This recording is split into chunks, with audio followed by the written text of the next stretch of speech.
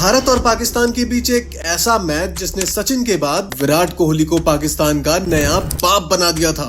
उस दौर में सचिन तेंदुलकर पाकिस्तान की जमकर ठुकाई किया करते थे, लेकिन ये मैच सचिन के करियर का आखिरी वनडे मैच था और पाकिस्तान को लगा कि अब वो इंडिया को आसानी से हरा सकता है। लेकिन उन पाकिस्तानियों को ये नहीं पता था कि हिंदुस्तान की महान धरती पर वीरों की कोई कमी नहीं है और अब सचिन के बाद उनके सामने विराट कोहली के रूप में एक ऐसा धुरंधर खिलाड़ी आने वाला था जो पाकिस्तानी गेंदबाजों को अगले कई सालों तक चैन से सोने नहीं देगा। ये कहानी है साल 2012 में बांग्लादेश में हो रहे एशिया कप की, जहां भारत और पाकिस्तान के बीच मैच होना था। इस मैच की चर्चा कई महीनों से हो रही थी क्योंकि भारतीय टीम एक साल पहले ही विश्व कप जीत कर आई थी और अब इस मैच में पाकिस्तानी टीम बदला लेने के इरादे से उतरने वाली थी। मैच में एक समय ऐसा मौका आया जब 0 के स्कोर पर ही 1 विकेट लेकर पाकिस्तान जश्न मना रहा था और भारतीय खिलाड़ियों को चुनौती दे रहा था। उसे ये तो पता था कि सचिन के रूप में पाकिस्तान का बाप अभी भी क्रीज पे है, लेकिन पाकिस्तानी गेंदबाजों को इस बात का जरा सा भी अंदाजा नहीं था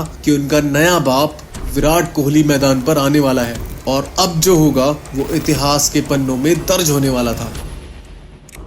मैच शुरू होता है और पाकिस्तान की टीम टॉस जीतकर पहले बल्लेबाजी करने का फैसला करती है। पाकिस्तान की तरफ से पारी की शुरुआत करते हैं नासिर जमशेद और मोहम्मद हफीज। वहीं मैच का पहला ओवर भारतीय टीम की तरफ से प्रवीण कुमार लेकर आते हैं और प्रवीण कुमार मैच के पहले ओवर में मात्र 5 रन खर्च करते हैं, लेकिन थोड़ी देर बाद ही मैच के तीसरे ओवर में नासिर जमशेद ने प्रवीण कुमार को बैक टू बैक 3 चौके लगा दिए और इस ओवर से 12 रन कूद डाले। अब पाकिस्तानी टीम का स्कोर 3 ओवर में 20 रन तक पहुंच चुका था और ये दोनों बल्लेबाज यहां से अपने अंदाज में बैटिंग करने लगे। पाकिस्तान का स्कोर तेजी से आगे बढ़ रहा था और सारे पाकिस्तानी फैंस स्टेडियम में जश्न मनाने लगे। वहीं उधर भारतीय गेंदबाज मेहनत तो कर रहे थे, लेकिन भारतीय गेंदबाजों को इन दोनों का कोई तोड़ नहीं मिल रहा था। इन दोनों के लेफ्ट हैंड और राइट हैंड बैटिंग के कॉम्बिनेशन के चलते भारतीय गेंदबाज जोर तो लगा रहे थे, लेकिन कुछ हो नहीं पा रहा था। प्रवीण कुमार, इरफान पठान और अशोक डिंडा इन सब ने अपना पूरा एक्सपीरियंस यूज कर लिया, लेकिन पाकिस्तानी खिलाड़ी तो 2011 वर्ल्ड कप में मिली हार का बदला लेने के इरादे से खेल रहे थे और भारतीय गेंदबाजों की पिटाई किए जा रहे थे। अब इसी शॉट के साथ मोहम्मद हफीज ने अपनी हाफ सेंचुरी पूरी कर ली और वहीं दूसरी तरफ नासिर जमशेद भी अपनी हाफ सेंचुरी से सिर्फ 4 रन पीछे था और इसी शॉट के साथ जमशेद भी अपनी हाफ सेंचुरी पूरी कर लेता है। दोनों खिलाड़ी अब पूरी तरह से सेट हो चुके थे और अब दोनों ने इंडियन बॉलर्स के साथ खिलवाड़ करना शुरू कर दिया। दोनों ओपनर्स अपनी मर्जी के हिसाब से शॉट्स खेल रहे थे और एक साल पहले ही विश्व कप जीतने वाले कप्तान धोनी को बिल्कुल भी समझ नहीं आ रहा था कि इन दोनों के लिए कौन सी फील्ड सेट करें या फिर कौन सा बॉलर अटैक पर लाएं। पाकिस्तानियों की ताबड़तोड़ बल्लेबाजी के बीच उनके 200 रन भी पूरे हो जाते हैं और अब दोनों खिलाड़ियों ने अपने अपने शतक भी पूरे कर लिए थे। आखिरकार अश्विन के 36वें ओवर की चौथी गेंद पर नासिर जमशेद एक चौका जरूर लगा देता है, लेकिन 5वीं गेंद पर छक्का मारने के चक्कर में नासिर जमशेद आउट हो जाता है और इसी के साथ कई घंटों बाद इंडियन फैंस को थोड़ा जश्न मनाने का मौका मिलता है। लेकिन दिक्कत ये थी कि अब तो बहुत देर हो चुकी थी और पाकिस्तान ने स्कोर बोर्ड पर 224 रन टांग दिए थे और अब जाकर पाकिस्तान का पहला विकेट गिरा था। हालांकि थोड़ी देर बाद ही हफीज के रूप में पाकिस्तान का दूसरा विकेट गिर जाता है और अब पाकिस्तान के दोनों ओपनर्स पवेलियन जा चुके थे। अब यहाँ से उमर अकमल और यूनिस खान पारी को संभालते हैं और स्कोर बोर्ड को आगे बढ़ाते हैं। 43वें ओवर में उमर अकमल भी आउट हो जाता है और अब पाकिस्तानी टीम की हालत ये थी कि एक तरफ से यूनुस खान रन तो बना रहा था, लेकिन दूसरी तरफ से विकेट गिरते जा रहे थे। यूनुस खान की शानदार हाफ सेंचुरी के कारण पाकिस्तान की टीम 50 ओवर्स में 6 विकेट के नुकसान पर 329 रन बना देती है। भारत के लिए ये रन चेस बिल्कुल भी आसान नहीं होने वाला था क्योंकि मीरपुर की पिच स्पिनर्स के लिए काफी हेल्पफुल होती थी और पाकिस्तान के पास सईद अजमल, शाहिद अफरीदी और मोहम्मद हफीज के रूप में अच्छे स्पिनर्स थे। अब सचिन और गौतम गंभीर पारी की शुरुआत करते हैं और 0 के स्कोर पर ही भारत का पहला विकेट गिर जाता है।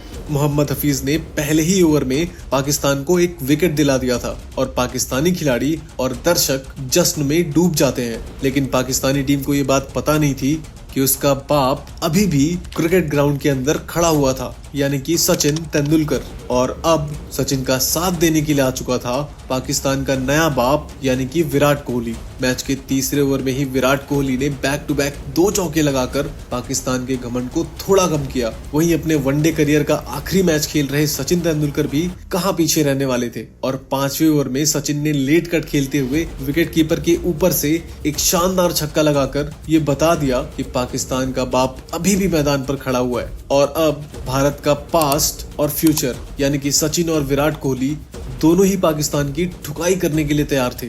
थोड़ी देर बाद ही शानदार शॉट के साथ विराट कोहली ने अपनी हाफ सेंचुरी पूरी कर ली। अब यहाँ से पाकिस्तान को बिल्कुल भी समझ नहीं आ रहा था कि इन दोनों की साझेदारी को कैसे तोड़े।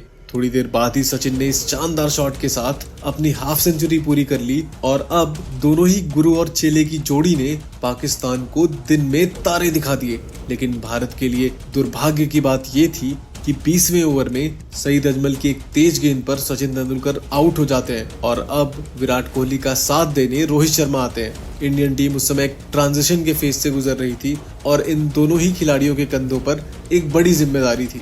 इंडियन टीम के बारे में ऐसा कहा जाता था कि इंडिया भले ही किसी से हार जाए लेकिन पाकिस्तान से हारना मंजूर नहीं था और इस लिहाज से ये जिम्मेदारी और भी बड़ी थी। और यहाँ से जय और वीरू की जोड़ी ने पाकिस्तान पर प्रहार करना शुरू कर दिया और मैदान के चारों तरफ खूब चौके और छक्के लगाए। विराट कोहली के चौकों ने पाकिस्तान को उसकी औकात दिखा दी और पाकिस्तान के किसी भी गेंदबाज के पास विराट कोहली के चाबुक जैसे शॉट्स का कोई जवाब नहीं था। इसी बीच विराट कोहली इसी सिंगल के साथ अपनी सेंचुरी भी पूरी कर लेते हैं और सेंचुरी पूरी करते ही जबरदस्त जश्न मनाते हैं और यहाँ तक कि पाकिस्तानियों को उनके सामने गाली भी देते हैं। आप खुद ही सुनिए।